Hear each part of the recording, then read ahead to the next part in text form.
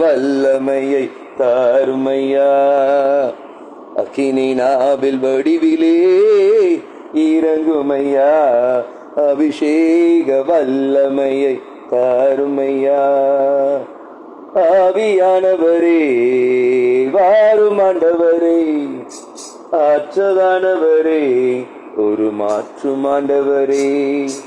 ஆவியானவரே வாரும் ஆண்டவரே, ஆற்றலானவரே ஒரு மாற்றும் ஆண்டவரே.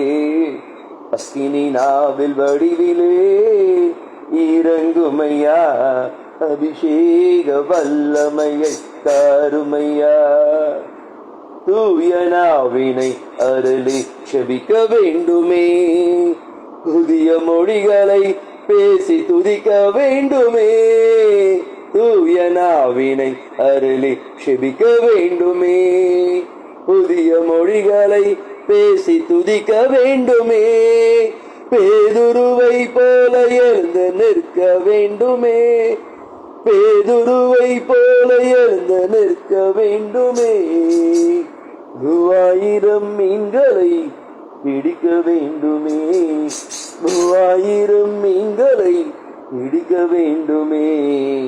அக்கினி நாவில் வடிவிலே இறங்குமையா. அபிஷேக வல்லமையை தாருமையா.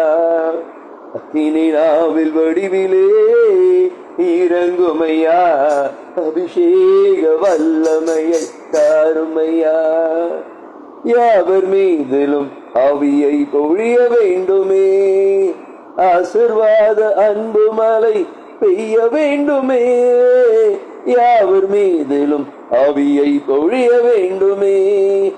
ஆசீர்வாத அன்பு மழை பெய்ய வேண்டுமே. அருள் கொடைகள் வரங்கள் கனிகள் நிரம்ப வேண்டுமே. அருள் கொடைகள் வரங்கள் கனிகள் நிரம்ப வேண்டுமே. இயேசுவே ஆண்டவர் என்று சொல்ல வேண்டுமே. இயேசுவே ஆண்டவர் என்று சொல்ல வேண்டுமே. அக்கினி நாவில் வடிவிலே இறங்குமையா. அபிஷேக வல்லமையை தாருமையா. அக்கினி நாவில் வடிவிலே இறங்குமையா. அபிஷேக வல்லமையை தாருமையா. Praise Lord brothers, praise Lord. இன்னைக்கு நம்ம தியான சிந்தனை, நமக்கு தியானத்தை எடுத்த சிந்தனை பெண்கள், விவிலிய பெண்கள். அனைவருக்கும் தெரிஞ்ச விஷயம்தான், கொஞ்சம் ஆழமா பார்க்கணும், அவ்வளவுதான். எபேசியர் புத்தகம் அதிகாரம் 5 இறைவசனம் 22. எபேசியர் அதிகாரம் 5 இறைவசனம் 22 இவ்வாறு கூறுகிறது: திருமணமான பெண்களே ஆண்டவருக்கு பணிந்திருப்பது போல உங்கள் கணவருக்கு நீங்கள் பணிந்திருங்கள். ஆமென். ரொம்ப அருமையான இறைவார்த்தையில, திருமணமான பெண்களே ஆண்டவருக்கு பணிந்திருப்பது போல் உங்கள் கணவருக்கும் நீங்கள் பணிந்திருக்க வேண்டும். அதாவது பார்க்காத ஆண்டவரை பார்த்தா ஐ லவ் யூ ஜீசஸ் இல்லையா, அவருக்கு எனக்கா ஜெபம் பண்ணுவோம். உங்க வீட்டுக்காரர் தான் உங்களுக்கு கடவுள். ஹல்லேலூயா. அதை ரொம்ப அருமையா சொல்றாரு. ஆண்டவருக்கு பணிந்திருப்பது போல் உங்கள் கணவர்களிடம் பணிந்திருக்க வேண்டும். அதான் ரொம்ப அருமையா 5:24 சொல்லுவாரு. 5:24 எபேசியர் 5:24 இவ்வாறு கூறுகிறது: திருச்சபை கிறிஸ்துவுக்கு பணிந்திருப்பது போல மனைவியரும் தங்கள் கணவருக்கு அனைத்திலும் பணிந்திருக்க வேண்டும். ஆமென். ஹல்லேலூயா. ரொம்ப அருமையா இருக்குல்ல. மனைவியரும் தங்கள் கணவருக்கு, நல்லா டபுள் அண்டர்லைன் பண்ணுங்க, அனைத்திலும் பணிந்திருக்க வேண்டும். அனைத்திலும், அதுல ரொம்ப தெளிவா போட்டிருக்கு. அதாவது மல்லிகை பூவோட வந்தாதான் பணிந்திருக்கணும், மில்லியோட வந்தால் பணிந்திருக்க வேண்டாம் அப்படின்னு போடல. மில்லியோட வந்தாலும், மல்லிகை பூவோட வந்தாலும், சம்பாதித்து வந்தாலும், சம்பாதிக்காம இருந்தாலும், சோம்பேறியா இருந்தாலும், சுறுசுறுப்பா வேலை பார்த்து லட்சக்கணக்கா வருமானம் திரட்டி வந்தாலும் நீங்க மதிக்க வேண்டும். இதுதான் விவிலியம். சரிங்களா? பிடிச்சிருந்தா மதிக்கணும், பிடிக்காட்டி மதிக்க வேண்டாம், எனக்கு இவெல்லாம் ஜோடி அப்படிலாம் இங்க சொல்லப்படவில்லை. முதல் கதாபாத்திரமாக உங்களை அழைக்கிறேன். முதல் கதாபாத்திரம், இறை வார்த்தைக்கு பெண்களாகிய நீங்கள் மதிக்க வேண்டும். எவ்வாறு விவிலியத்தில் அன்னை மரியாள் ஆம் என்றும் ஆமேன் என்றும் விவிலியத்தை அந்த வார்த்தை தனக்கு சொந்தமாக்கினார்களோ, அதே போல் பெண்களாகி இருக்க நீங்களும் அந்த விவிலிய வார்த்தைக்கு பணிந்திருக்க வேண்டும், மதிக்க வேண்டும். கொடுக்கப்பட்ட வார்த்தைகள் ஆம் என்றும் ஆமேன் என்றும் ஏற்றுக்கொள்ள வேண்டும். ஒரு சின்ன ஒரு கற்பனை பண்ணி பாருங்களா, நீங்க அநேக பேர் வாட்ஸ்அப் வச்சிருக்கீங்க இல்லையா? அநேக பேருக்கு ஒரு இறை வார்த்தைகள் ஒன்றும் இல்லை, ஒரு நாளைக்கு குறைஞ்சபட்சம் ஒரு 20 to 30 இறை வசனங்கள் வருகிறது இல்லையா அந்த வாட்ஸ்அப்ல. அதை நம்ம படிச்ச வேகத்தில் ஆமேன் போடுறது அதோட விட்டுருவோம். அதானே நம்ம பழக்கம். படிப்போம் ஆமேன், அதெல்லாம் படிக்காமே ஆமேன். ஐ டோன்ட் நோ அது நீங்க எப்படி பண்றீங்க எனக்கு தெரியாது. ஒரு ஆமீன் போடுவோம், இல்லை அதோட கண்டுக்காம அதான் இவங்க வேற வேலை தான் ஏதாவது அவனுக்கு அனுப்பிச்சிட்டே இருப்பாங்க அப்படின்னு நினைக்கிற பட்சத்தில் இருக்குது. ஆனால் இங்கே நீங்கள் பார்த்தீங்கன்னா அன்னை மரியா கடவுளின் வார்த்தைக்கு செவி கொடுத்தார்கள். என்ன எப்படி சொன்னாங்க? அன்னை மரியா என்ன பண்ணியிருக்காங்க? இறைவனோட வார்த்தைக்கு செவி கொடுத்தாங்க. லூக்கா புத்தகம் 1:28 சொல்லப்பட்டிருக்கு. ரொம்ப அருமையாக புஷ்ன்னு வந்து நிற்கிறாரு. யாரு? கெப்ரியல் தூதர் வந்து நிற்கிறார். புஷ்ன்னு அப்படி வந்து நிற்கிறார். அந்த தாய்க்கு வயசு 14. கொஞ்சம் அப்பவுமே நம்ம பின்னணியும் தெரிஞ்சுக்கணும். நம்மள மாதிரி 30 வயசோ 40 வயசோ தாய்க்கு கிடையாது. அன்னை மரியாவுக்கு ஒரு 14 to 15 years, மேபி அதிகபட்சம் 16 years அப்படின்னு சொல்றாங்க. அந்த நேரத்துல வான தூதர் வந்து புஷ்ன்னு வந்து நிற்கிறாரு. அருள் மிக பெற்றவரே வாழ்க, ஆண்டவர் உம்மோடு இருக்கிறார். இந்த வார்த்தை அன்னை மரியா காதுக்கு விழுது. அப்படின்னா அன்னை மரியாவுக்கு அந்த வார்த்தை மங்கள வார்த்தை பாடப்படுகிறது. டெஃபினட்டா மரியை வாழ்க சொல்ற தப்பு கிடையாது. ஆனா மரியாவை வணங்குவது, அது ஆராதனைக்குரியவர்கள் என்றது அது ஒரு கொஸ்டின் மார்க். சரிங்களா? ஆனா நம்ம வந்து ஆக்சுவலா சொல்றோம், பட் ஆனா உங்களுக்கு தெரியும் நீங்க என்ன பண்றீங்கன்னு.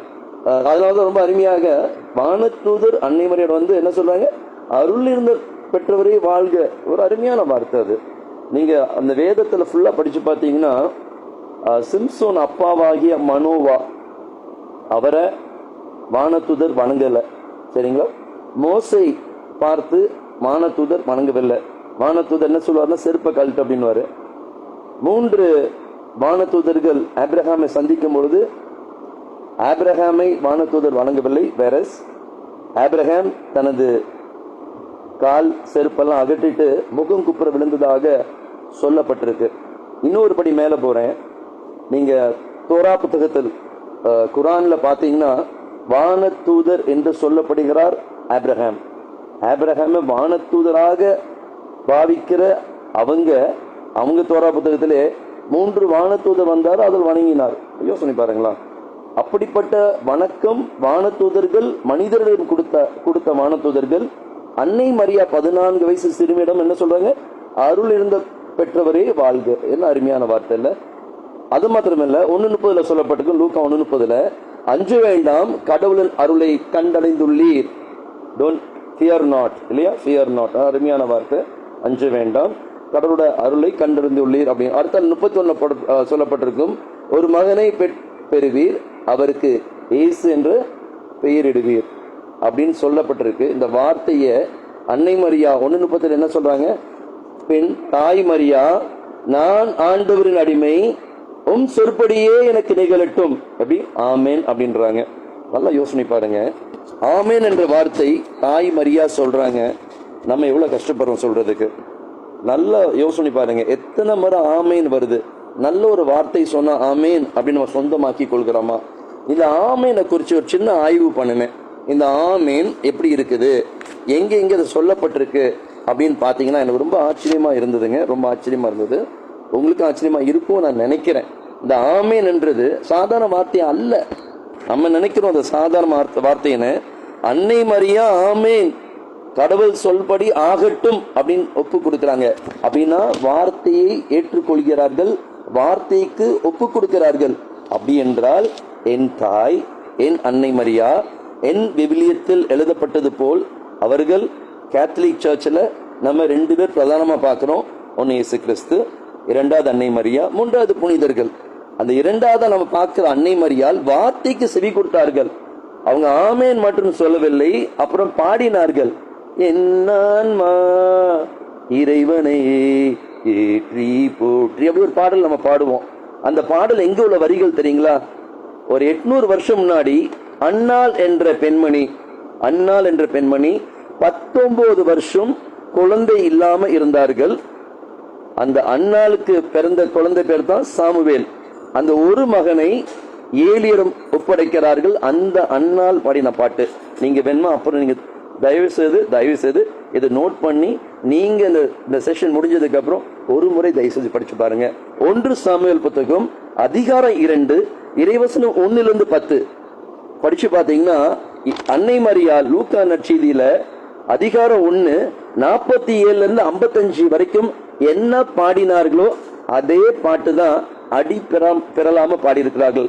அப்படி என்றால் என் தாய், என் அன்னை மரியா, எனது கத்தோலிக்க அவையின் பாதுகாவலி என்று சொல்லப்படும் என் தாய் விவிலியம் கற்றார்கள், விவிலியத்தை பேசினார்கள், மனப்பாடம் செய்திருக்கிறார்கள்.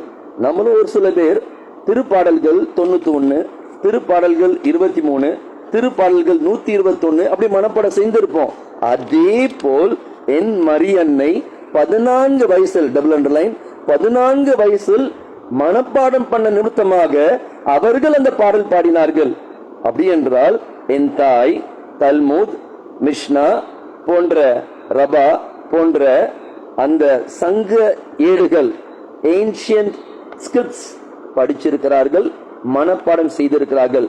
இன்று பெண்களாக இருக்கிற நாம், பெண்களாக இருக்கிற நீங்கள் இந்த திருச்சபையில் அந்த விவிலியத்துக்கு கனம் கொடுக்கிறீர்களா? தயவு செய்து கை கூப்பி கேட்கிறேன், தயவு ஒரு நிமிஷம் யோசனை பாருங்க. அன்று என் தாய், என் அன்னை மரியாள் வார்த்தையை சொந்தமாக்கினார்கள். இன்று நான் இறை வார்த்தையை சொந்தமாக்கி கொள்கிறேனா, அல்லது இறை வார்த்தை மேலே பற்றுடன் அதை படித்து வாசிக்க வேண்டும் என்று ஒரு தாகம் என்னிடம் இருக்கிறதா? அவர்கள் படித்தது மாற்றமல்ல, படித்து மனப்பாடம் செய்தார்கள். அப்படிப்பட்ட திருச்சபையில் வளர்ந்து கொண்டிருக்கிறீர்கள் நீங்களும் நானும். மறந்துட வேண்டாம். நம்ம என்ன நினைக்கிறோம்னா, இந்த விவிலியம் எனக்கு இல்ல, we are going with shortcuts. எத்தனை ஷார்ட்கட், அத்தனை ஷார்ட்கட் நம்ம கையாண்டு கொண்டிருக்கிறோம். அன்னை மரியாள் 150 திருப்பாடல்கள் படித்ததாக சொல்லப்படுகிறது. தினமும் சொல்றாங்க, எனக்கு தெரியல, சரிங்களா? வேத ஆராய்ச்சியாளர் சொல்றாங்க தினமும் படித்திருக்க கூடும். அதிகமாக அந்த யூதர்கள் அந்த ஏடுகளை படித்திருக்கிறார்கள். அப்படிப்பட்ட தாய் தான் உங்கள் திருச்சபையின் தாய். அவர்கள் படித்தது மாத்திரமல்ல, மனப்பாடம் செய்திருக்கிறார்கள். அதனாலதான் அன்று 1 சாமுவேல் அந்த அன்னாள் பாடிய அதே பாட்டை தான் அந்த கருவுற்றவுடன் அருமையான ஒரு பாடல் பாடுகிறார்கள். இந்த வார்த்தை நாம் சொந்தமாக்குவோம். ஆனா பொதுவாக நம்ம அந்த வார்த்தைக்கு அதிகமாக தாகம் கொள்வதில்லை. அதனாலதான் ஓசியா புத்தகம் 8:12 சொல்றார். 8:12 என் மகத்துவத்தையும் என் மகிமையும் இந்த மனிதருக்கு நான் எழுதி கொடுத்தேன், இவர்களோ இது அந்நிய காரியம் என்று புறக்கணித்து விட்டார்கள். இன்று நம் திருச்சபையில் நீங்களும் நானும் அந்த திரு விவிலியத்தை புறக்கணித்துக் கொண்டிருக்கிறோம். we are getting into shortcuts. எவ்வளோ சுருக்கமாக ஜெபத்தை முடிக்கணும் அப்படி நினைக்கிறோமோ நம் ஜெபத்தை முடித்துக் கொள்கிறோம். அன்று அந்த 150 திருப்பாடலுக்கு பதிலாக 150 ஜெபமாலை மணிகள், 150 அருளிந்த மரியா சொல்லினார்கள். 150 சொல்வதற்கு குறைஞ்சபட்சம் 1.25 மணி நேரம், 1 மணி நேரம் ஆகும். இன்னைக்கு அது மறுபடி 150 ஜெபமாலை அந்த மணிகள் சொல்வதற்கு பதிலால 50 மாறினது இல்லையா? 50 சொல்லுவோம், அது ஒரு ஜெபமாலைன்னு சொல்லி 50 சொல்லுவோம். அதையும் திருத்தி இன்னைக்கு கையில் ஒரு ரிங்கு போட்டுட்டு 10 அருளிந்தி மரியா சொல்லிட்டு நானும் ஜெபமாலை சொல்லிவிட்டேன் அப்படி நம்ம திருப்தியா இருக்கிறோம். ஆமாவா இல்லையா? நீங்க சுவையாவி பண்ணுங்க, யாருக்கிட்டையும் கேட்காதீங்க. இது உங்க தியான சிந்தனை. அன்னை மரியாள் வார்த்தையை சொந்தமாக்கினார்கள். அவ்வாறு நானும் இந்த கத்தோலிக்காவில் இருக்கிறேன், வார்த்தையை சொந்தமாக்கி கொள்கிறேனா? இறை வார்த்தை எனக்குரிய வார்த்தை ஆமென்றும் ஆமேன் என்றும் ஏற்றுக்கொள்கிறேனா? இந்த ஆமேன் என்ற வார்த்தை எங்கெங்க வந்திருக்குன்னு சொல்லி ஒரு சின்ன ஆய்வு பண்ணுங்க. எனக்கு ரொம்ப ஆச்சரியமா இருந்தது, ரொம்ப ஆச்சரியமா இருந்தது. உங்களுக்கு எத்தனை பேருக்கு தெரியும் எனக்கு தெரியல. இதனால நீங்க தெரிஞ்சுக்க நானும், அதாவது உபாகமம் புத்தகத்துல பாத்தீங்கன்னா 27வது அதிகாரம் 15 26 வரைக்கும் நீங்க படிச்சு பாத்தீங்கன்னா ஒரு நல்ல வார்த்தைகளுக்கும் ஆமேன் என்று சொல்லப்பட்டிருக்கு. ஆமேன் எப்படின்னா ஆமேன் அப்படி அப்படி அன்னை மரியாள் ஆமேன் என்று சொன்னார்களோ அதே போல் ஒரு வார்த்தையும் சொந்தமாக்கி இருக்காங்க. ஆமேன் ஆமேன் சொல்லியிருக்காங்க. அப்படின்னா நீ வாளாகாம தலையாயவா அப்படின்னு சொன்ன உடனே நீங்க என்ன பண்ணணும்? ஆமேன் அப்படின்னு உங்க மனசுக்குள்ள சொல்லணும். இன்று உங்கள் துக்கம் சந்தோஷமா மாறும் அப்படின்னு சொன்ன உடனே ஆமேன் அப்படின்னு சொல்லணும். இந்த மாதிரி அப்படி அது மாத்திரம் நிறைய இருக்கு. நீதிமொழி புத்தகம் அதிகாரம் 3:10 உன் களஞ்சியங்கள் நிரப்பப்படும் அப்படின்னு ஒரு வார்த்தை இருக்கு. அதை சொன்ன உடனே ஆமேன்னு சொல்லணும். அதே போல் நீதிமொழி 4:10 உனக்கு நீடி ஆயுள்வு கடவுள் கொடுப்பார் அப்படின்னு சொல்லும்போது ஆமேன். இந்த மாதிரி ஒரு வார்த்தையும் ஆமென்றும் ஆமேன் என்றும் ஏற்றுக்கொண்டார்கள். இந்த ஆமேனை குறிச்சு அப்படியே கொஞ்சம் ஆய்வு பண்ணும்போது எனக்கு கிடைச்ச ஒரு சில தகவலை சொல்ல விரும்புறேன். நம்ம இந்து சகோதரர்கள் ஓம் அப்படின்னு சொல்றாங்க பாத்தீங்களா? ஓம் அதோட அர்த்தம் என்ன தெரியுங்களா? ஆமேன். ஓம் அப்படின்னா ஆமேன். இதை குறிச்சு இன்னும் கொஞ்சம் ஆய்வு பண்ணேன். சரி, இந்த ஓம் அப்படின்னு சொன்னா ஆமேன்னு சொல்றாங்களே, இந்த ஓம் என்றது யாரு, அவங்க சொல்ற பிரம்மா யாரு அப்படின்னு ஆய்வு பண்ணும் பொழுது எனக்கு கிடைச்ச ஒரு சில விடைகள் உங்களிடம் பகிர ஆசைப்படுகிறேன். பிரம்மா அப்படின்னு சொல்றாங்க பாத்தீங்களா? பிரம்மா, அதுல நீங்க பாத்தீங்கன்னா ஓ பிரம்மா நமக, ஓ அவரு அந்த மாதிரி சான்ஸ்கிரிட்ல நிறைய சொல்லப்பட்டிருக்கும். அதோட அர்த்தங்கள் ஒன்னொன்னு பார்க்கும் பொழுது ஒரு சில வார்த்தைகள் நான் சொல்ல விரும்புறேன். இந்த இடத்துல அவங்க தெளிவா சொல்றாங்க, பிரம்மா என்பவர் கன்னியின் வயிற்றில் பிறந்தார். எப்படி? பிரம்மா யார் வயிற்றில் பிறந்தார்? கன்னி பெண்ணின் வயிற்றில் பிறந்தார். அடுத்தால சொல்றாங்க பிரம்மா என்பவர் வார்த்தையான கடவுள் அப்படின்னு சொல்றாங்க. அடுத்தால என்ன சொல்றாங்கன்னா, பிரம்மா என்பவர் மனித குலத்துக்காக தனது இரத்தத்தை சிந்தினார் அப்படின்னு சொல்றாங்க. பிரம்மா என்பவர் மரத்தில் தொங்கப்பட்டார் அப்படின்றால் நல்லா புரிஞ்சுக்கங்க. மரத்தில் ஏன் தொங்கப்பட்டார்? நம்ம இயேசு கிறிஸ்து தொங்கினார். கன்னி வயிற்றில் பிறந்த யாருன்னா இயேசு கிறிஸ்து மரியன்னை, நம் மரியன்னை வயிற்றில் பிறந்தார். எல்லாம் இயேசுவை குறிக்கிறது. உங்களுக்கு தெரியும் அந்த பிரம்மா யாருன்னா இயேசு கிறிஸ்து. அவர்களுக்கு தெரியாது. நீங்களும் நானும் அந்த இயேசு கிறிஸ்து யார் என்று சொல்ல அழைக்கப்பட்டிருக்கிறோம். நம்ம சொல்லலைன்னா நல்லா யோசனை பாருங்களா. அதனாலதான் நீங்க படிச்சு பார்த்தீங்கன்னா அந்த எபிரேயர் புத்தகம் ரோமேயர் புத்தகம் அதிகாரம் 10 சொல்லப்பட்டிருக்கும், இறை வார்த்தை அறிவிக்காவிடில், நீங்களும் நானும் இறை வார்த்தை அறிவிக்காவிடில் அவர்கள் மனமாறதுக்கு வாய்ப்பு இல்லை. நம்ம சொல்வது நம்ம கடமை. நம்ம இயேசுவே ஆண்டவர் என்று நம்ம கண்டிப்பா சொல்ல வேண்டும். ஏற்றுக்கொள்வதும் ஏற்றுக்கொள்ளாததும் அது கடவுள் பார்த்துக் கொள்வார். விலையை செய்வது நம் அப்பாவோட கரத்தில் இருக்கிறது. வார்த்தையை விதைப்பது நம் கடமை. இதுதான் ரொம்ப அருமையாக அந்த பதாஞ்சலி யோகா சூத்ரா அதிகாரம் 1 இறைவசனம் 27 சொல்லப்பட்டிருக்கு, வாக்கியோ பிரம்மா வாக்கியோ ஈஸ்வரா. எப்படி? Brahma word of God. ஆனா உங்களுக்கு எனக்கு தெரியும், நம் இயேசு கிறிஸ்து ஒருவரே வார்த்தையான தெய்வம். அதனால்தான் யோவான் 1 அதிகாரம் 1-3 நீங்க அருமையாக படிக்கலாம். தொடக்கத்தில் வாக்கு இருந்தது, அவ்வாக்கு கடவுளோடு இருந்தது, அவ்வாக்கு கடவுளாயும் இருந்தது, வாக்கும் என்று அவரே தொடக்கத்தில் இருந்தார். அனைத்தும் அவரால் உண்டாயின, உண்டானது எதுவும் அவரால் அன்றி உண்டாகவில்லை. இந்ததுதான் ஹிந்து அவங்களோட என்ன சொல்றது வேதங்கள். ரிக் வேதம், சாம வேதம், அகரவத வேதம். இந்த வேதத்துல பார்க்கும்போது பிரம்மா யாரை குறிக்குது என்றால் அவர்தான் தொடக்கமும் முதலும், அவர்தான் ஆதியும் அல்பாவும் ஆனவர். இயேசு கிறிஸ்தை குறிக்கிறது. அவர்கள் அறியாமல் வழிபடுகிறார்கள். நீங்க அறிந்து இதை சொல்ல வேண்டும். இதுதான் ரொம்ப அருமையாக திருவெளிப்பாடு அதிகாரம் 22:13 சொல்லப்பட்டிருக்கோம். The Alpha and the Omega, the beginning and the end, the first and the last. அவரே தொடக்கமும் முதலும் ஆனவர். அவர்தான் முடிவு, அவர்தான் தொடக்கம். இந்த தொடக்கமும் முடிவான தெய்வத்தை தான் அவங்க பிரம்மான்னு சொல்றாங்க. அந்த ஆமேன் தெரியாம அவங்க ஆமேன் சொல்றாங்க.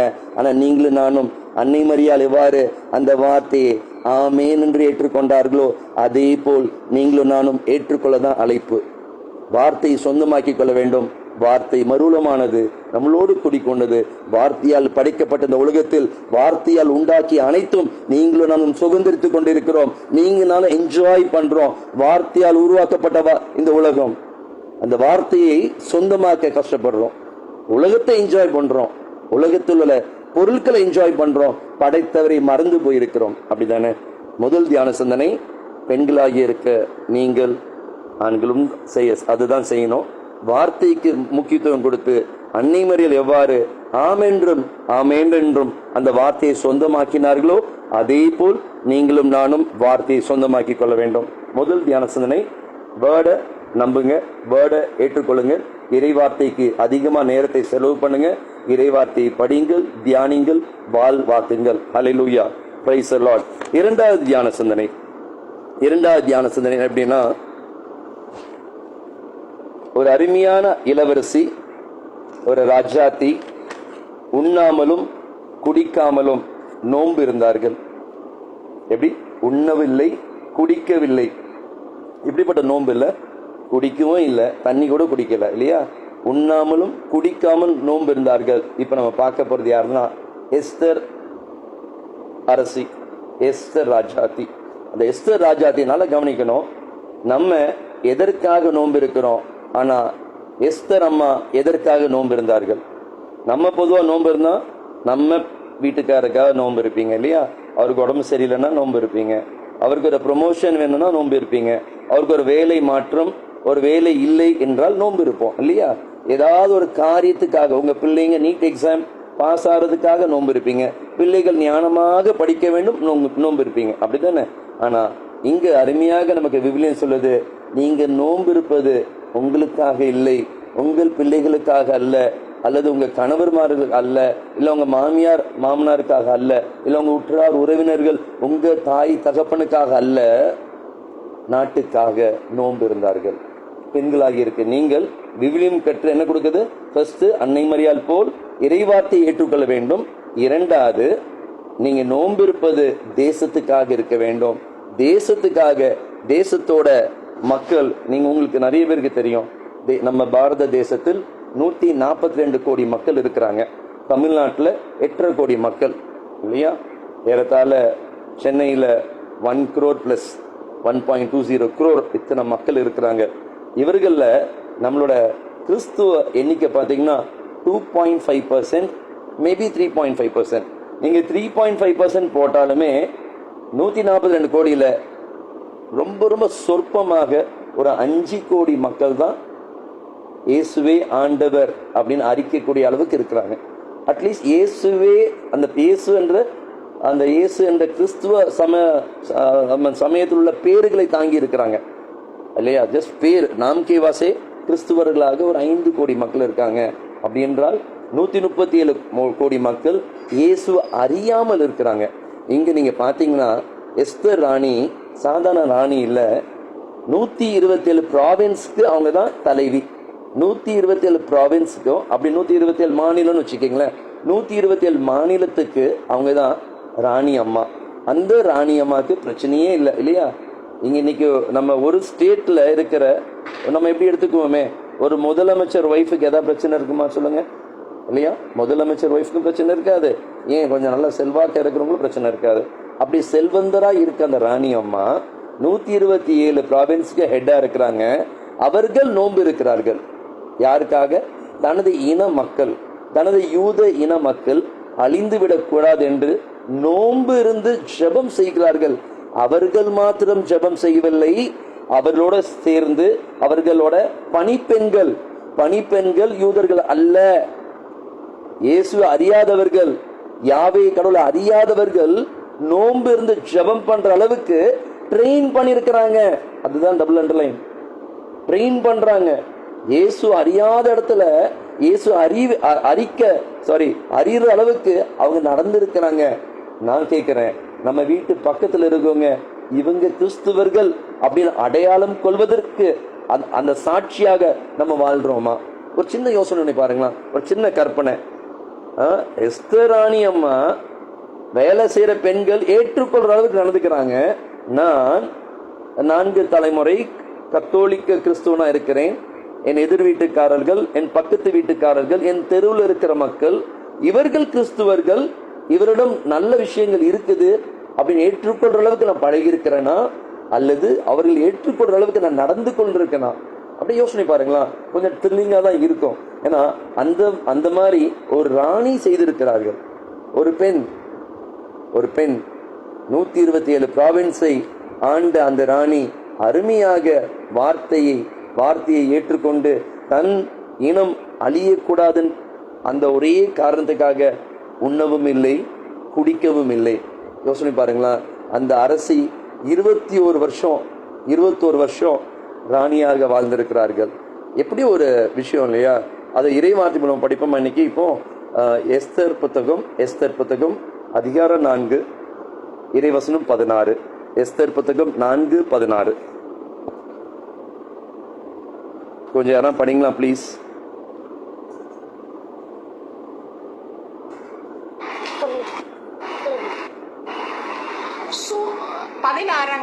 ஆமா சிஸ்டர், 4:16.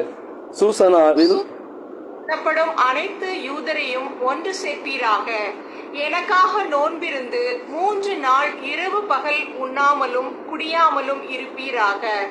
நானும் என் செவிலியரும் அவ்வாறே நோன்பிருப்பது போல் நோன்பிருப்போம். சட்டத்திற்கு புறம்பே எனினும் நான் மன்னரிடம் செல்வேன், அழிவுதாவின் அழுகின்றேன். மொர்தெகாய் அவ்வாறே சென்று எஸ்தரின் வாக்கின்படியே அனைத்தையும் செய்தார். ஆமென். ஆமென். ஹல்லேலூயா. 3 நாள் இரவும் பகலும். நல்லா கவனிக்கணும், இரவும் பகலும். நம்ம காலையில நோன்பு எப்படி இருப்போம்னு உங்களுக்கு தெரியும் இல்லையா? காலையில ஒரு டீயை குடிச்சு நோன்பு ஸ்டார்ட் பண்ணுவோம், அப்படித்தானே? டீ குடிக்காம நோன்பு ஸ்டார்ட் பண்ண முடியாது. டீயை குடிச்சு நாங்க ஃபாஸ்டிங் இருக்க போறோம் அப்படின்னு ஒரு 4 பேர்கிட்ட சொல்லிடுவோம். குறைஞ்சபட்சம் வீட்டுக்காருக்கும் குழந்தைகிட்டையும் மாமனார் மாமியார் கண்டிப்பா சொல்லிடுவோம். ஏன்னா அவங்களுக்கு தெரிஞ்சவனும் இல்லையா நம்ம ஃபாஸ்டிங் இருக்கிறோன்னு. ஒரு டீயை குடிப்போம், ஃபாஸ்டிங் சொல்லி ஸ்டார்ட் பண்ணுவோம். கொஞ்சம் களைப்பாயிடும். ஒரு 11:30 மணிக்கு ஒரு சின்ன வெயில் தாகத்தின் நிமித்தமாக ஒரு லெமன் ஜூஸ் மட்டும் லேசாக சின்னதாக கொஞ்சமாக குடிச்சுக்குவோம். அப்புறம் ஒரு 12 மணிக்கு போல் பிள்ளைங்க பிஸ்கெட் பாதி மீது வச்சா அந்த பிஸ்கெட் உள்ளே போயிடும் இல்லையா? இப்படியெல்லாம் தான் நம்ம ஃபாஸ்டிங் பண்ணியிருக்கோம். கரெக்டாக 1:30 மணிக்கு அலாம் மாதிரி அடிக்கும் வயிறு, உட்காந்து ஒரு கட்டு கட்டிடுவோம். இது நம்ம ஃபாஸ்டிங். நான் என்ன வச்சு சொல்கிறேன் உங்களை பற்றி எனக்கு தெரியாது, சரிங்களா? இது நம்ம ஃபாஸ்டிங்க. அன்று அந்த பெண்மணி ஒரு அரசியாக இருக்கிறாங்க, ராணியாக இருக்கிறாங்க. அவர்கள் 3 நாள் இரவும் பகலும் உண்ணாமலும் குடிக்காமலும் இருப்பாராக. நானும் என் செவிலியரும் அவ்வாறே நோன்பு இருப்போம். எப்படிப்பட்ட ஒரு உறுதி பார்த்தீங்களா? யாருக்காக? அந்த தேசம் அழிந்து விடக்கூடாதுன்னுக்காக. இப்படிப்பட்ட ஒரு ஜெபத்தை நமக்கு பழைய ஏற்பாடில் எஸ்தர் ராணி என்ற புத்தகத்தில் எழுதப்பட்டுள்ளது. அன்னை மரியாள் இறைவார்த்தையை சொந்தமாக்கினார்கள். அப்படின்னா பெண்ணாகிய நீங்கள் அனைவரும் விவிலியத்தை சார்ந்து அதை தாங்கி வாழ வேண்டும். நம்பர் 2, நீங்க நோன்பு இருப்பது உங்களுக்காக, உங்க பிள்ளைகளுக்காக, உங்க கணவருக்காக அல்ல, உங்க மாமனார் மாமியாருக்காக அல்ல, உங்க பெற்றோருக்காக அல்ல, மாறாக நாட்டுக்காக ஒரு நோன்பு இருந்து ஜெபம் பண்ண அழைக்கப்பட்டிருக்கீங்க. 3வது தியான சிந்தனைக்கு போவோம். 3வது இது யாரை குறிக்குதுன்னா, நம் ஒரு அருமையான ஒரு 5வது கட்டளையில் வரும்னு நினைக்கிறேன். நம்மளோட மோசை கட்டளையில 5வது வரும், உன் தந்தையும் தாயும் மதித்து நட. இன்னைக்கு நம்ம உங்களுக்கே தெரியும், உங்களுக்கு எந்த அளவுக்கு நீங்க மதிக்கிறீங்க, அல்லது உங்க பெற்றோர்களை நீங்க நேசிக்கிறீங்க. நான் இல்லைன்னு சொல்லல, மதிக்கிறீங்களா? எப்படி? நேசிக்கிறது வேற, மதிக்கிறது வேற. I love my dad, yes I understand, you love your dad, அதுல எந்த மாற்று சிந்தனை இல்லை. அல்லது உங்க தாயை நீங்க நேசிக்கிறீங்க, அதுல மாற்று சிந்தனை இல்லை. ஆனா மதிக்கிறோமா? அன்னைக்கு அந்த மதிப்பு பத்தி நான் கொஞ்சம் ஆய்வு பண்ணும்போது எனக்கு கிடைச்ச ஒரு கதாபாத்திரம் யாரு தெரியுங்களா? லேயா யாரு அப்படின்னா, ஈசாக் ரெபேக்கா இவங்க இருவருக்கும் பிறந்தது ஏசா யாக்கோபு. யாக்கோபோட முதல் மனைவி லேயா, சரிங்களா? 2வது மனைவி ராகேல். அப்புறம் 2 பேருடைய அந்த அவங்களோட பணிப்பெண்களும் கல்யாணம் பண்ணிக்குவாங்க. அது ஜில்பா, பில்கான்னு சொல்லி ஒரு 4 மனைவி. யாக்கோபுக்கு 4 மனைவி. அதுல முதல் மனைவி பேர் லேயா. இந்த லேயா பத்தி அதிகமா யாரும் பேசியிருக்க மாட்டாங்க. ராகேலை குறித்து பேசியிருப்பாங்க. ராகேல் ஏன்னா அழகா இருப்பாங்க, அவங்க அழகா இருக்கிற அந்த பெண்மணியை பத்தி அதிகமா சொல்லியிருப்பாங்க. ஆனா எனக்கு ரொம்ப கவரப்பட்ட ஒரு பெண்மணி யாருன்னா இந்த விவிலியத்துல Leah. Such a discipline lady. தன் தாய் தகப்பன் சொல்வதற்கு முற்றிலும் கீழ்ப்படிந்ததுதான் லேயா. நான் 100% சொல்ல முடியும். ஒரு சில இறைவார்த்தைகள் வச்சிருக்கேன், பட் நான் இறைவார்த்தை சொல்லிட்டேன்னா அந்த கஞ்சி சொல்ல முடியாம போயிடுது. ஓகே, ஒரு வார்த்தை படிப்போம். நீதிமொழி புத்தகம் அதிகாரம் 30. தயவுசெய்து கொஞ்சம் ஓபன் பண்ணுங்க ப்ளீஸ். நீதிமொழி புத்தகம் அதிகாரம் 30 இறைவசனம் 17, 30, 17.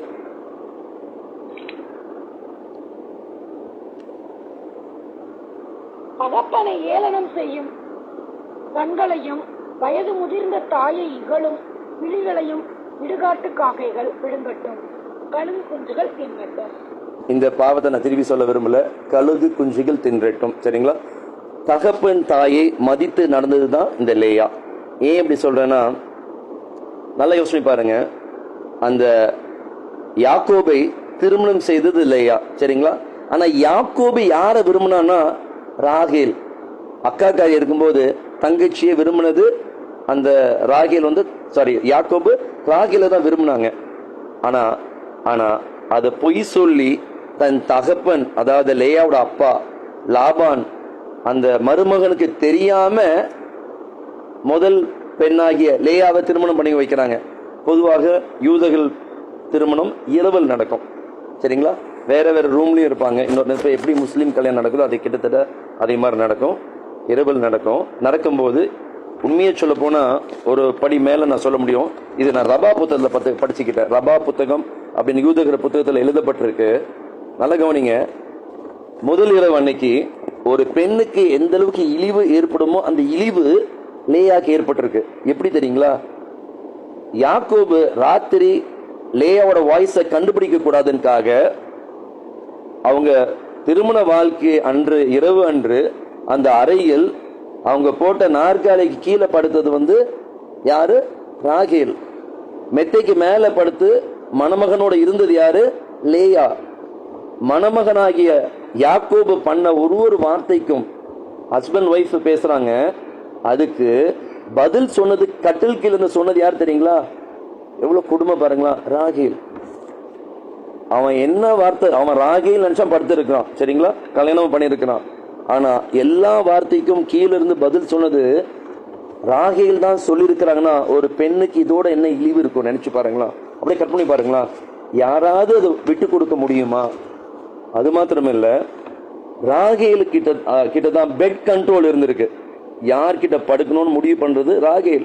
என்ன 4 மனைவி யாக்கோபுக்கு. அநேக நாள் ராகேலோட தான் யாக்கோபு இருந்தார். ஆனாலும் கடவுள் பிளஸ் பண்ணதுனால லேயாகிட்ட படுத்த கொஞ்ச நாள்ல அந்த அம்மா கர்ப்பவதி ஆகி குழந்தை பெற்றிருக்கார்கள். குழந்தை செல்வம் உடனே கிடைச்சது லேயாளுக்கு, ராகேலுக்கு கிடைக்கல. ராகேல் சண்டை போடுறா ஒரு நாள் யாக்கோபிடம், எனக்கு ஏன் குழந்தை செல்வம் இருக்க மாட்டேங்குது, எனக்கு நீ தான். அதுக்கு யாக்கோபு சொன்ன பதில் என்ன தெரியுங்களா? நீ கடவுளிடம் முறையீடு, நான் என்ன கடவுளா அப்படின்னு சொல்றாரு. யோசனை பாருங்களா? எந்த அளவுக்கு ஒரு பெண்ணானவள் வேதனைப்பட்டிருக்காளோ அந்த அளவுக்கு கொடுமையாக வேதனைப்பட்ட பெண் தான் லேயா. ஆனாலும் பொறுமையாக தாய் தகப்பன் சொன்னதை கீழ்ப்படிந்து தனக்கு பிடிக்காத ஒரு மாப்பிள்ளையாகிய யாக்கோபை ஏற்றுக்கொண்டு கடைசி காலம் வரைக்கும் அவங்க சமாதானமா வாழ்ந்ததா கிடையவே கிடையாது. ஏன்னா ஒரு தடவை அந்த லேயாவோட மகன் ரூபன் தூதுவா கனி ஒன்று பறிச்சுட்டு வருவாரு. அந்த கனியை ராகேல் கேட்பா, எனக்கு இந்த கனியை கூடன்னு. அதுக்கு என்ன டீல் கேட்பா? அப்பனா இன்னைக்கு இரவு உன் கணவன் யாக்கோப எனக்கு நீ தந்துருவியா? எவ்வளவு ஒரு இழிவான செயல் பாருங்களா? கொஞ்சம் தயவுசெய்து கற்பனை பாருங்க. நம்ம ரைன் மாதிரி படிக்கிறோம் நிறைய விஷயத்த. இது ஏதாவது ஒரு பெண் ஏற்றுக்கொள்ள முடியுமா? அப்படிப்பட்ட இழிவான நிலையை ஏற்றுக்கொண்டதுதான் லேயா. கடவுள் கைமாறு கொடுத்தார். எப்படிப்பட்ட கைமாறு மட்டும் நீங்க தெரிஞ்சுக்கங்க. தாய் தகப்பனை மதித்து நடந்தால் கடவுள் உங்களை கைமாறு கொடுப்பார். தாய் தகப்பனை ஏற்றுக்கொண்டீர்கள் என்றால் கடவுள் உங்களை வெட்கத்தில் விடமாட்டார். அவர் நல்லவர், அவர் உண்மை உள்ளவர், இரக்கம் உள்ளவர், பேரன்பு மிக்கவர், அவர் சர்வ வல்லவர். உங்களை தோற்று போக விடமாட்டார். அதுக்கு சாட்சியாக நீங்க பார்க்கலாம். ராகேல் ஒரு பொம்மையை திருடிட்டு வருவா. தனது அப்பா வீட்டுல லாபான் அவங்க அப்பா, அந்த யாக்கோபு தான் கணவன் தெளிவா சொல்லுவாரு, எதுவுமே எடுத்துட்டு வராதீங்க, உங்க பேரண்ட்ஸ் கிட்ட இருந்து எதுவும் எடுத்துட்டு வராதீங்கன்னு சொல்லுவாரு. ஆனா லேயா கீழ்படிவாங்க, எதுவும் எடுத்துட்டு வர மாட்டாங்க. ஆனா ராகேலோ ஒரு சிலையை திருடிட்டு வருவாங்க. எதனாலனா இந்த சிலைனாலதான் அப்பா செல்வந்தர் ஆனாரு அப்படின்னு நினைச்சு யெகோவா தேவன் அந்த நம்மளோட இஸ்ரவேல் தேவனை மறந்துடுவாங்க. அவங்க மறந்து இந்த சிலைக்கு மரியாதை கொடுப்பாங்க. அந்த மாதிரி ஒரு தவறு செய்வாங்க. ஆனால் அப்படிப்பட்ட காரியம் லேயாட நீங்கள் பார்க்க முடியாது. லேயா ஒரு பொறுமையான பெண்மணியாக இருந்தார். கணவனை நேசித்தார். கணவனை நேசித்த நிமித்தமாக உடனே குழந்தை கிடைச்சது. அதிகமாக குழந்தைகள் பெற்றது லேயா. வெரஸ் ராகேலோ ரொம்ப வருஷம் கழிச்சு குழந்தை பிறந்தது. அவங்க இறந்தும் போனார்கள். இறந்தது எங்கன்னா பெத்லெகேம் செல்லும் வழியில் இறந்தார்கள். இறந்த இடத்தில் அடக்கம் செய்யப்பட்டார்கள் அப்படின்னு விவிலியத்தில் சாட்சி இருக்கு. அப்படி என்றால் ராகேலுக்கு குடும்ப கல்லறை கிடைக்கல. வழியிலே இறந்தாங்க, வழியிலே அடக்கம் செய்யப்பட்டார்கள். ஆனா லேயாலோ குடும்ப கல்லறையில் அடக்கம் செய்யப்பட்டாள். குடும்ப கல்லறை என்றால்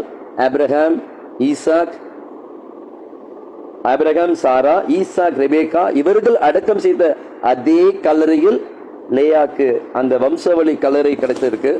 அப்புறம் குழந்தை செல்வம் கிடைச்சிருக்கு. அது மாத்திரமல்ல, லேயாவோட வழிமுறையில வந்தவங்க தான் லேவி குலம். லேவியர்கள் சொல்லப்பட்ட குலம். லேயாவோட வம்சாவளியில் வந்தவர்கள் லேவியர்கள் என்றால் கடவுளுக்கு ஆராதனை செலுத்துறதுக்கு கடவுளுக்கு கொடுத்த ஸ்லாக்கியம் அவர்களுக்கு மாத்திரம்தான். அப்படிப்பட்ட ஒரு வம்சாவளி கிடைச்சிருக்கு. அது மாத்திரமல்ல, லேயா வழியாதான் யூதா குலம் வந்தது.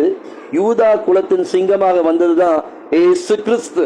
அப்படிப்பட்ட ஸ்லாக்கியத்தை கடவுள் தந்தார். அப்படிப்பட்ட ஒரு பாக்கியத்தை கடவுள் தந்தார். காரணம், தனது தகப்பனை கீழ்ப்படிந்ததுனால, தகப்பன் தாய் சொல்வதை மதித்த நிமித்தமாக கடவுள் கொடுத்த ஆசீர்வாதங்கள். அப்படிப்பட்ட ஆசீர்வாதம் உங்களுக்கு வேணும் என்றால் நீங்கள் உங்கள் தாய் தகப்பனை மதிக்க வேண்டும்.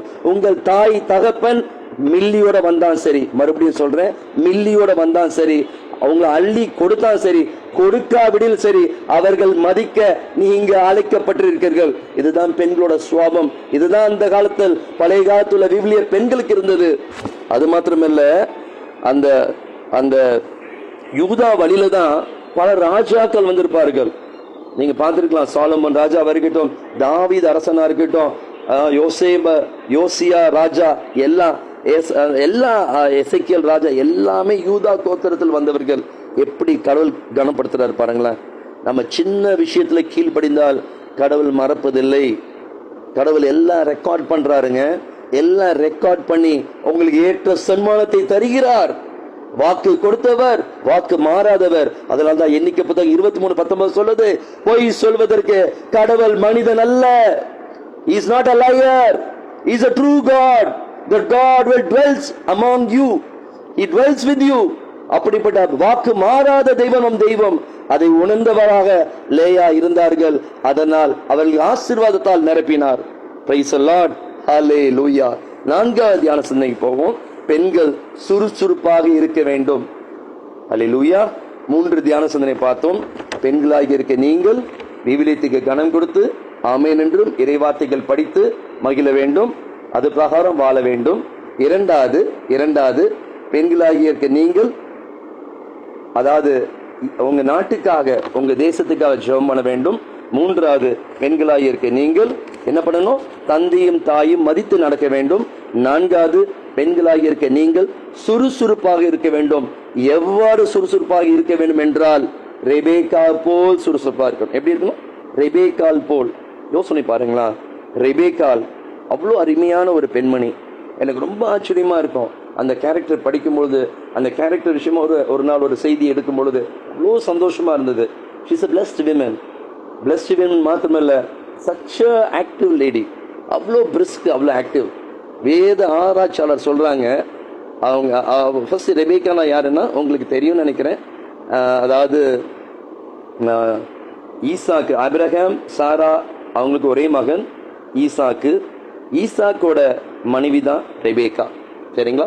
அந்த ரெபேக்கா வயசு 24. வயசு 24 வயசு பெண்கள். இன்னைக்கு உங்க வீட்டில் இருக்கிற பெண்கள் நீங்க மனசுல வச்சுக்கீங்க. இல்லை நீங்களே அந்த 24 வயசுல எப்படி இருந்தீங்க அப்படி கொஞ்சம் ஞாபகப்படுத்திக்கிங்க. இல்லைன்னா நீங்க பார்க்குற ஜென்ரேஷன்ல இப்போ உள்ள 24 வயசு பெண்கள் எப்படி இருக்கிறாங்க அது ஞாபகம் வச்சுக்கோங்க. சரிங்களா? அன்னைக்கு 24 வயசு அப்படின்னு வேத ஆராய்ச்சியாளர் சொல்றாங்க. அந்த நேரத்தில் அவங்க என்ன பண்ண வராங்க? தண்ணி பிடிக்க வராங்க. ஒரு குடத்தை எடுத்துட்டு ஒரு ஜார்ல தண்ணி பிடிக்க வராங்க. வரும்பொழுது 10 ஒட்டகங்களை காண்கிறார்கள். 10 ஒட்டகத்துல குறைஞ்சபட்சம் ஒரு ஒட்டகத்துல 2 பேர் போட்டாலும் 20 பேர் இருக்கணும் இல்லையா? ஏன்னா ஆபிரகாமோட பணியாளரான எலியேசர் வரார். ஆனா அந்த நேரத்துல ரெபேக்காவுக்கு தெரியாது, அவங்கள பெண் பார்க்க வந்திருக்காங்க தெரியாது. தயவுசெய்து அதெல்லாம் நல்லா புரிஞ்சுக்கிங்க. இவங்க தான் பெண் பார்க்க வந்திருக்காங்க, ஆபிரகாம் குடும்பம் பெரிய கோடீஸ்வரர், அதெல்லாம் அவங்களுக்கு தெரியாது. எதார்ச்சியாக ஒரு ஸ்டேஞ்சர் ரெபேக்கா பொறுத்த வரைக்கும் அந்த 10 ஒட்டகம், அந்த ஒட்டக மேய்ப்பாளர்கள், இவங்க எல்லாம் ஸ்டேஞ்சர்ஸ். அந்த ஸ்டேஞ்சர்ஸ் வந்து என்ன கேட்கிறாங்க? குடிக்கவும் என் ஒட்டகத்துக்கு தண்ணி கொடுமா. முதல்ல குடிக்க தான் தண்ணி கேட்கிறாரு. யோசனை பாருங்க, அவங்க டேப்ல பிடிச்சிட்டு வந்து கொடுக்கல. நம்ம வீட்டில் டேப்பை பிடிச்சா தண்ணி வரும் இல்லையா? இல்லைன்னா வீட்டில் இருந்து ஒரு செம்பு தண்ணி மோந்து வந்து கொடுக்கல. ஜஸ்ட் இமேஜின் பண்ணி பாருங்க, 10 ஒட்டகங்கள், ஒரு ஒட்டகம் ஏறத்தாழ 120 150 லிட்டர் தண்ணி குடிக்குமா சாதாரணமாக. ஒரு ஒட்டகம் எத்தனை லிட்டர்? 120 150 சாதாரணமாக குடிக்குமா. அவங்க நெடுங்காலம் பயணத்தில் வந்திருக்காங்க, செவரல் டேஸ் பயணத்தில் வந்திருக்காங்க. நான் சொல்றேன், குறைஞ்சபட்சம் 200 லிட்டர் குடிச்சிருக்கணும். அப்படின்னா 10 ஒட்டகம், ஓகே, 200 லிட்டர் போட்டிங்கன்னா 2000 லிட்டர் தண்ணி. 150 லிட்டர் போட்டிங்கன்னா 1500 லிட்டர் தண்ணி. ஒரு பெண் 24 வயசு ஒரு கன்னி பெண் இறைத்து கொடுத்திருக்கிறார்கள். எப்படிப்பட்ட சுறுசுறுப்பு பாருங்களா. நீங்க தயவு செய்து கண்ணை மூடி கற்பனை பண்ணுங்க, உங்க மாமியார், உங்க கணவர், உங்க அண்ணன், உங்க அக்கா யாராவது உங்ககிட்ட ஒரு வேலை சொன்னா எந்த சுறுசுறுப்புல நீங்க செஞ்சிருக்கிறீங்க? தயவு செய்து சுய ஆய்வு பண்ணுங்க. அன்று ரெபேக்கால் ஒரு 10 ஒட்டகத்துக்கு தண்ணி கொடுத்துருக்காங்க. ஏறத்தாழ 1500 லிட்டர்ல இருந்து 2000 லிட்டர் தண்ணி இறைத்திருக்கிறார்கள். ஒரு கிணத்துல இறைச்சி அப்படியே யோசனை பாருங்களா. இறைக்கணும், ஓடி வந்து ஊத்தணும், இறைக்கணும், ஓடி வந்து ஊத்தணும். அந்த ஒட்டகம் குடிக்க ஊத்திட்டே இருக்கணும் இல்லையா? ஓடி இறைச்சி ஊத்தி 10 ஒட்டகங்கள் தண்ணி குடிக்கிற அளவுக்கு இறைத்து ஊத்தி இருக்கிறார்கள்.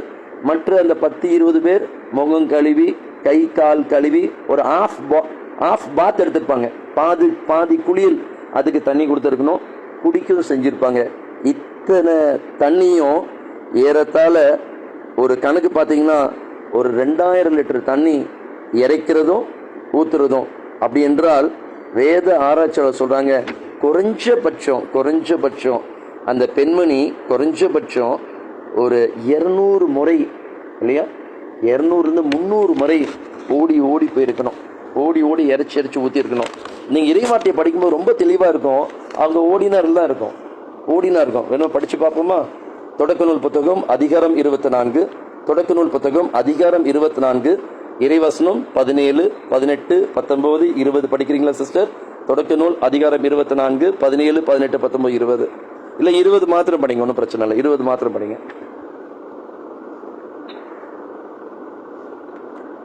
Praise the Lord. தயவு செய்து வீடியோ கையில் வச்சுக்கீங்க. நீரை தொட்டியில் விரைவாய் ஊற்றிவிட்டு மேலும் தண்ணீர் இறைக்க நீரூற்றுக்குள் ஓடி சென்று ஒட்டகங்கள் அனைத்திற்கும் தண்ணீர் இறைத்து ஊற்றினார். ஆமென். எப்படி சொன்னாங்க? ஓடி சென்று ஒட்டகங்கள் அனைத்திற்கும் தண்ணீர் இறைத்து ஊற்றினார்கள். ஜஸ்ட் கற்பனை பாருங்களா. 300 முறை ஒரு 24 வயசு பெண்மணி, இந்த 24 வயசுன்னு விவிலியத்தில் இருக்காது சரிங்களா? என்னை கேள்வி கேட்காதீங்க, இது ஆய்வுல கிடைச்ச ஆன்சர் எனக்கு. அந்த வயசு 24 வயசுன்னு சொல்லப்பட்டிருக்கு. 24 வயசு பெண்மணி, ஒரு கன்னி பெண்மணி 10 ஸ்டேஞ்சர்ஸ், 10-20 ஸ்டேஞ்சர்ஸ்க்கு அந்த ஒட்டகத்துக்கு தண்ணி இறைத்து தந்தார்கள். டேப்ல பிடிச்சு கொடுக்கல சரிங்களா? அது வாட்டர் ஃபால் மாதிரி வந்து ஊத்துல இறைத்து ஓடி சென்றாள். இப்படிப்பட்ட ஒரு சுறுசுறுப்பான பெண்ணாக நீங்கள் சீயோன் குமாரத்திகள் இருக்க இயேசு அழைக்கிறார். உங்களை சாதாரண ஒரு அழைப்பு, உங்க அழைப்பு அல்ல. யோசனை பாருங்களா. 100 பேர் சிஸ்டர் நினைச்சாங்கன்னா 100 பேர் சேர்த்து இருக்கலாம். வெறும் 7 பேர் தான் இருக்கிறீங்க. சீயோன் குமாரத்திகள் அப்படின்னு 7. எனக்கு நல்லா தெரியும், சிஸ்டர் மனசு வச்சாங்களா அவங்க சபையில அவங்க கோவிலுக்கு போகும்போது அங்கேயும் ஒரு 200 பேர் கூப்பிட்டுருக்கலாம். அவங்க சொந்தக்காரங்களை ஒரு 200 பேர் கூப்பிட்டுருக்கலாம். அது மினிமம் ஒரு 200 to 300 ஃபீமேல்ஸ் வச்சு அவங்க ஸ்டார்ட் பண்ணிருக்கலாம். அப்படி அழைப்பு அல்ல. தேவனால் முன்குறிக்கப்பட்ட நீங்கள் ஒரு special. You are always invited special. You are all gifted people. நான் எப்பவுமே சொல்றேன், you are specially invited, you are gifted with sister சோஃபியோட. அதனால உங்களோட அழைப்பு சாதாரண அழைப்பு இல்லை. நீங்க கேட்க கூடாது, என்ன பிரதர் எங்களுக்கு தான் இத்தனை சொல்றீங்களே அப்படின்னு. நீங்க ஸ்பெஷல்னால இதை நீங்க செய்யணும். You are special, so you have to to it. சரிங்களா? 5வது தியான சிந்தனை, நீங்க ஸ்விக்கியில் ஆர்டர் போட நிறுத்திக்கிட்டு வீட்டில் சமையல் செய்யுங்க. ஆமேன். 5வது என்னது? ஸ்விக்கியில் ஆர்டர் போடுறது, அப்புறம் இந்த ஜொமேட்டோ, அப்புறம் டன்சோ, இதில் ஆர்டர் போடாமல் வீட்டில் சமையல் செய்ய வேண்டும். இதற்கு நான் எடுத்திருக்க கதாபாத்திரம் சாரா அம்மா, ஆபிரகாமோட மனைவியாக சாராள். ஹல்லேலூயா, பிரைஸ் தி லார்ட். இப்போ இவங்களை குறித்து நம்ம தியானிப்போம்.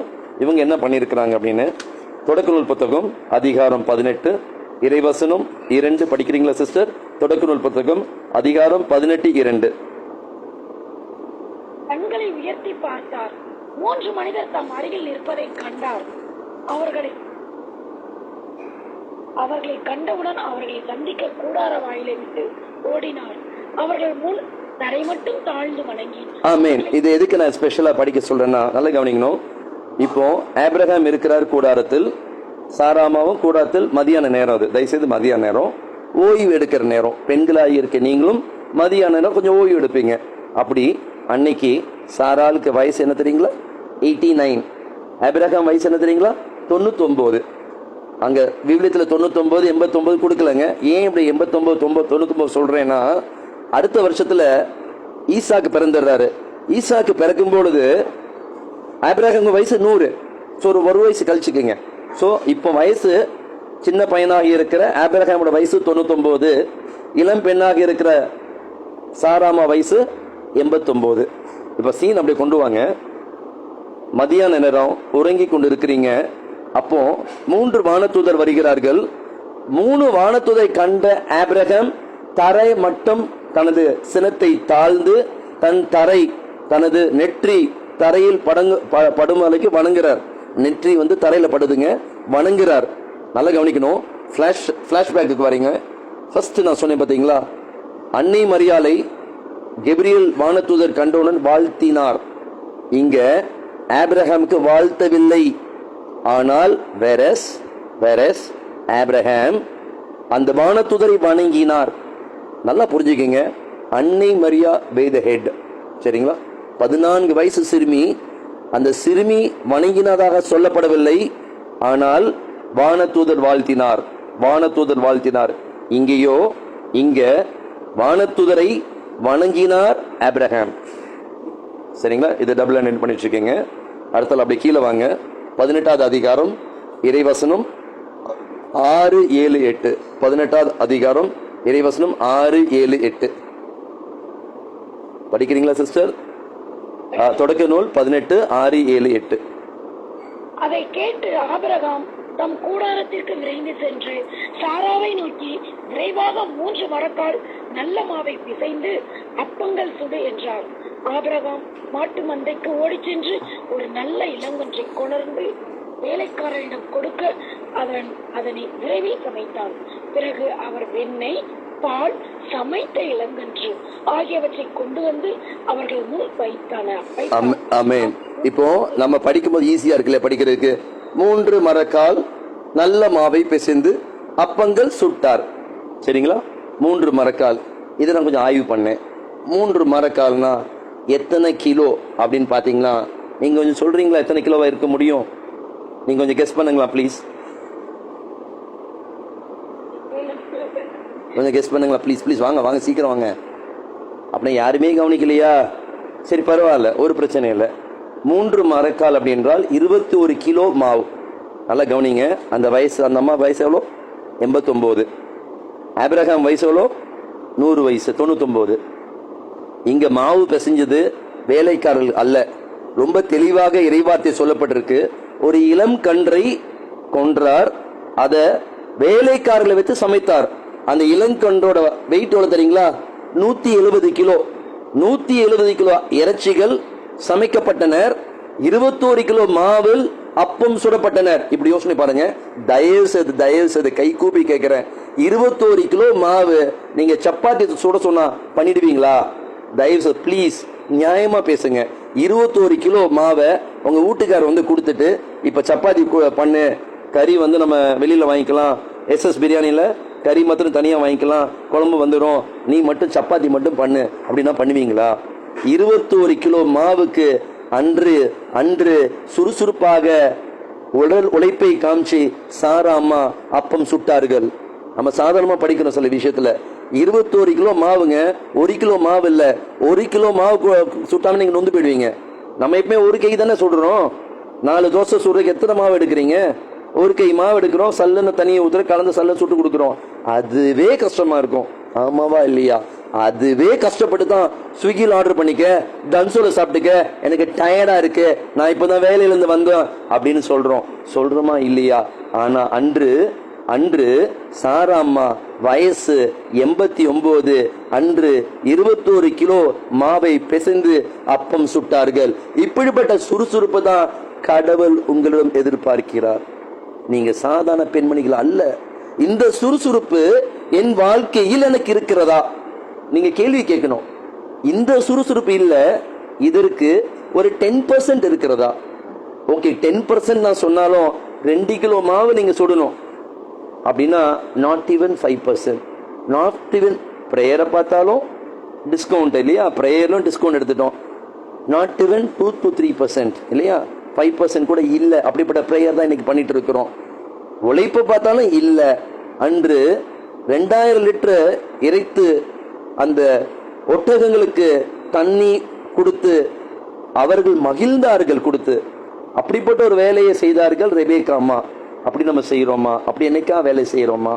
அல்லது சாரா அம்மா போல நம்ம அப்பம் சுட்டோமா 21 கிலோ மாவு எடுத்து?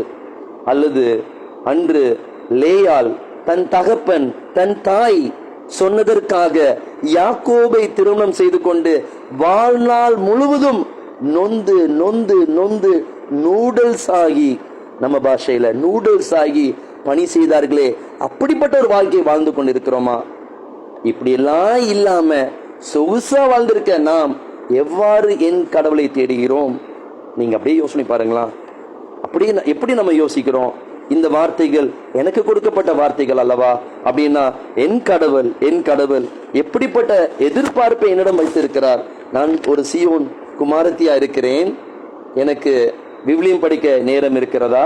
அன்னை மரியாள் எவ்வாறு இறை வார்த்தைகள் படித்து அன்று அன்னைக்கு 1 சாமுவேல் அதிகாரம் 2 இறைவசனம் 1-10 வரைக்கும் மனப்பாடம் செய்த அந்த அன்னாள் சொன்ன வார்த்தைகள் அனைத்தும் என் அன்னை மரியாள் சொன்னார்களே, எப்படிப்பட்ட அந்த விவிலிய உணர்வுகள் அவரிடம் இருந்தது. அந்த உணர்வு என்னோட இருக்கிறதா? அல்லது எஸ்தர் அம்மா போல் தேசத்துக்காக தன் உயிரை பணைய வைத்து, நல்ல கவனிக்கணும், 127 ஸ்டேட்டுக்கு தலைவி ராணி தனது உயிரை பணைய வைத்தால், என்னைக்காவது நான் உபவாசம் இருந்து என் தேசத்திற்காக ஜெபம் செய்திருக்கிறேனா? அல்லது அன்று என் அருமையான லேயா தாய், லேயா என்ற அந்த தாய் தனது அன்னை அம்மாவும் அப்பாவும் கனப்படுத்தினார்களோ, தாயும் தந்தையும் மதித்தார்களோ, அவ்வாறு நான் மதித்து நடக்கிறேனா? அல்லது என் அப்பாவை பார்த்து அந்த லூசு அப்படிதான் பேசுவான் அப்படி என் மனசுக்குள் திட்டிக் கொண்டிருக்கிறேனா? 4வது, ஒரு பெண் எவ்வாறு சுறுசுறுப்பாக இருக்க வேண்டும் என்று ரெபேக்கா கற்றுக் கொடுத்த பாடத்தில் நாம் நிலைத்து நிற்கிறோமா? அல்லது ஸ்விக்கியில் ஆர்டர் போட்டு வீட்டு வேலைகளை புறக்கணித்துக் கொண்டிருக்கிறோமா? அன்று சாரா அம்மா அந்த 21 கிலோ மாவும் 170 கிலோ எடை கொண்ட அந்த ஒரு கன்று குட்டி பிரியாணி பண்ணிருப்பாங்க வச்சுக்கோமே, 150 170 கிலோ எடை கொண்ட அந்த மாட்டை கொன்று அந்த சமையல் செய்தார்கள். அது மாத்திரம் இல்ல, வெண்ணெய் செஞ்சிருக்காங்க, பால் எடுத்திருக்காங்க, என்னென்னமோ காரியம் நீங்க படிச்சீங்க. இப்படியெல்லாம் சுறுசுறுப்பா இருந்திருக்காங்களே, நம்ம எப்படி இருக்கிறோம்? ஒரு நிமிஷம் கண்களை மூடுவோம். அன்பின் பரலோக தகப்பனே, ஏசு மகாராஜாவே, பரிசுத்த ஆவியானவரே, உமக்கு கோடான கோடி கோடி நன்றி அப்பா, கோடான கோடி நன்றி ராஜா. அப்ரஹாமின் கடவுளே, ஈசாக்கின் கடவுளே, யாக்கோபின் கடவுளே, யோசேப்பின் கடவுளே, மோசையின் கடவுளே, யோசுவாவின் கடவுளே, சாமுவேலின் கடவுளே, தாவீதின் கடவுளே, சாலமோனின் கடவுளே, எலியாவின் கடவுளே, எலிசாவின் கடவுளே, தானியேலின் கடவுளே, எசேயாவின் கடவுளே, எரேமியாவின் கடவுளே, எசேக்கியலின் கடவுளே, மரியாவின் கடவுளே, எங்கள் கடவுளே, எங்களை பராமரிக்கும் எங்கள் தெய்வமே, அப்பா உங்க கரத்தில் எங்களை அனைவரும் ஒப்புக் கொடுக்கிற ராஜா, உங்கள் கரத்தில் நாங்க அனைவரும் சரணடைகிறோம் அப்பா. அப்பா நீங்க சொல்ற காரியம் எங்களால செய்ய முடியல, நாங்க மன்னிப்பு கேட்கிற ராஜா.